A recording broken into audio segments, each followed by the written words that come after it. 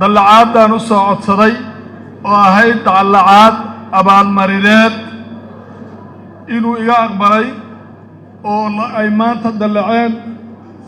muxuu ahaa hoggaanka isgaarsiinta taliyaha akademiyada General Daawud akademiyada sorry muxuu ahaa Kaahiye iyo muxuu ahaa taliyaha ciidanka qaybta guud isla markaana taliyaha ciidanka Haramcad arrintani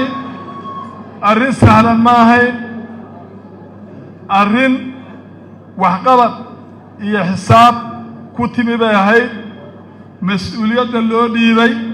inkastoo ciidan badan oo ciidanka booliiska ka mid ah fadhiyada madaxa bannaan hoggaamada iyo qaybaha kala duwan hawsha aanu qabannay ee hadda laga sheekaynayay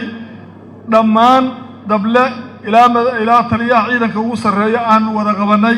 haddana haddii la tartamo marna ma aha muxuu ahaa lisba soo gaaro saddexdaas sarkaal waxay noo galeen furanti line-ka ama kuwii noogu dheereeyey hawsha loo idmaday wax ka qabadkeeda anigana sharaf bay ii tahay madaxweynaha dowladda federaalka Soomaaliya waa uga mahadcelinayaa isagoo oo qiimeynaya soo jeedinta taliyaha ciidanka booliiska saddexdaas sarkaal inay u dalaceen min hal darajo oo ay noqdeen 3 generaal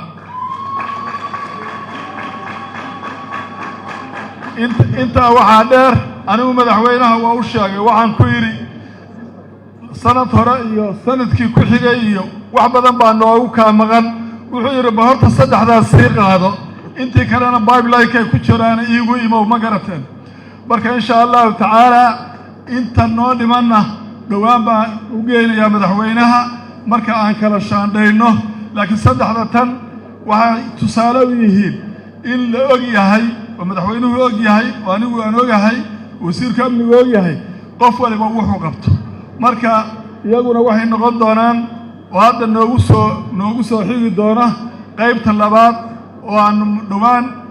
sidoo iga ballan qaaday madaxweynuhu iyagana la soo saxiixi doona assalaamu calaykum si aad ugu adeegato Premier Wallet kaliya taabo batanka Pay ku aadi kaamirada QR-ka goobta aad wax ka iibsanayso gali lacagta iyo faahfaahin kooban taabo Next kadibna Confirm ugu dambeyntiina gali MPin-kaaga si aad u dhamayso iibsashada Premier Wallet waa habka ugu casrisan ee aad ku adeegan karto maalin kasta